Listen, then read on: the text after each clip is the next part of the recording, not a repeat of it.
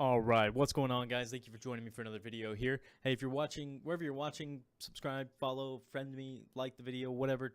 Go ahead and do that. These videos are free. Go ahead and just go ahead and take care of me. That'll be my charge for my wonderful insight that I give you on a daily basis. I plugged in the video earlier that we were kind of going to go over a system, a strategy that has gotten me to where I am, and it's something that doesn't really get deployed until now. I think we're right about the 50 game mark, and that's kind of where you kind of got an idea where the league's at and which teams are headed where. So basically what the strategy is, to give you an idea, is I break the league into 3 tiers, right?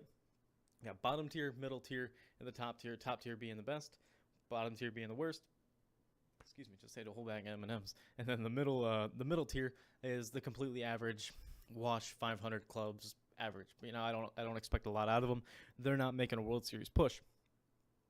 When you got teams in the bottom tier playing teams in the top tier, -1.5 works out pretty well. And when you get 2 teams in the bottom tier playing each other, usually the over hits a lot of the time. And then there's a bunch of different ways. But when you break teams up into tiers and you watch how they match up against each other, except for that middle tier always throws me through a loop.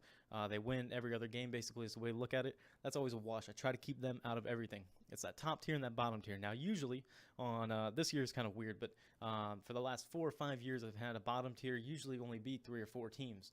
This year is washed. I mean, there's a lot of bad teams.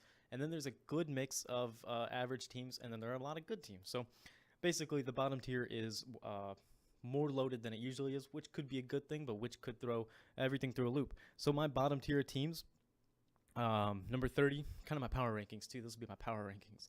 The Orioles come in. They got a 17-36 record. Trash.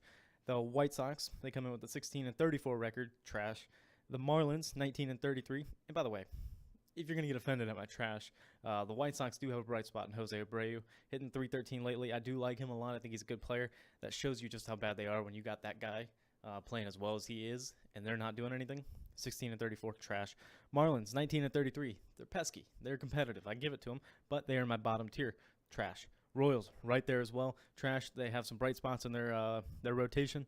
Nothing really special. Hardly ever bet with them. Trash. Moving up to the Reds. The Reds got off to a pretty good start, but unfortunately, they had a little run there in the middle where they played pretty well. Again, unfortunately, trash. I put the Rangers in that pile too. A lot of people don't like that, but I do have the Rangers in the piles, the Rangers and the Padres as well. You can flip those. I have a hard time doing power rankings for the really poor teams. They're trash as well. Both have 22-32 and 22-32, or 22-33 are what the Rangers sit right now. I'm not really a fan of them. The Tigers are right there with them. The Giants as well.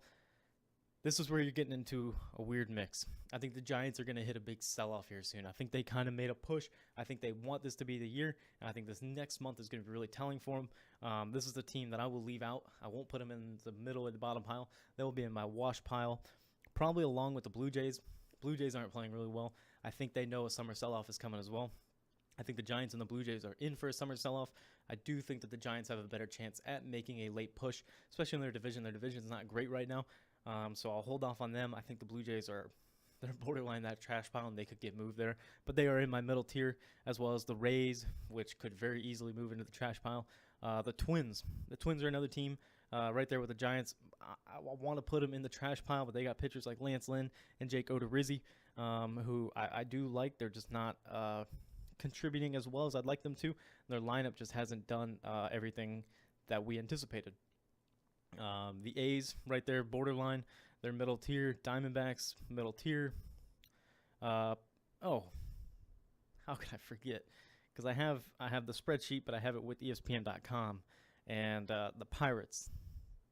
Man, don't get me started on the Pirates. Pirates are no good. They don't let them fool you. They are not that good. They're 28-24. I don't believe in them. I really do believe they're a trash team. They got off to a really hot start, and they've kind of gained momentum.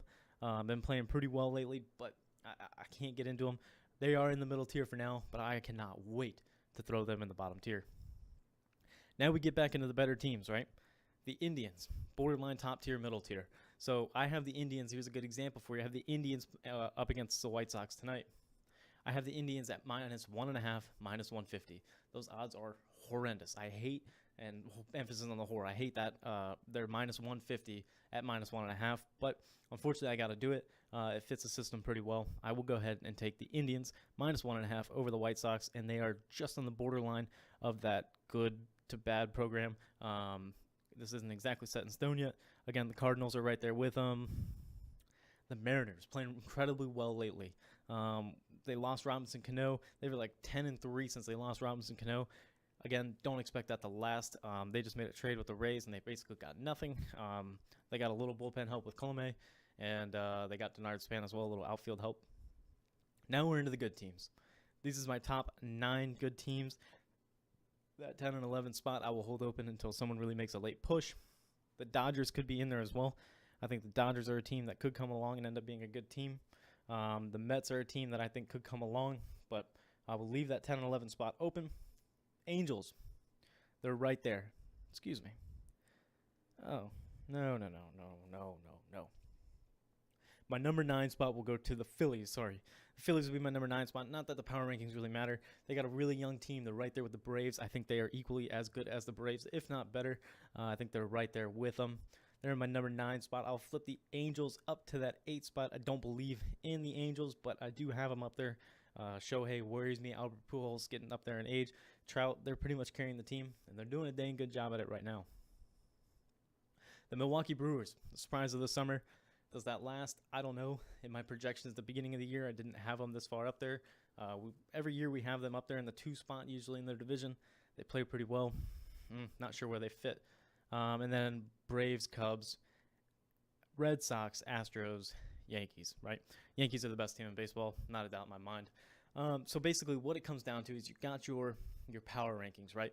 And when you get your power rankings, or you decide to, if you might disagree with me on my rankings, and that's fine, but get your bottom tier teams, get your top tier teams, get your mush, right? And put your mush teams like the Giants and the Dodgers that I have up there, and put them as a borderline top tier team until they make their push.